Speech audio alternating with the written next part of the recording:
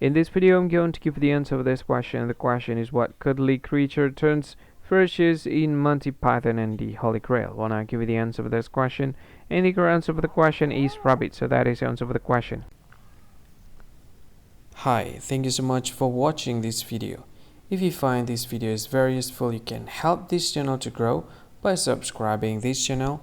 Please this subscribe button and don't forget to like this video. And if you find this video is not really good, or you don't really like this video, or you kind of feel that it's a little bit offensive or something like that, you can click this one, dislike button. You can do that anyway.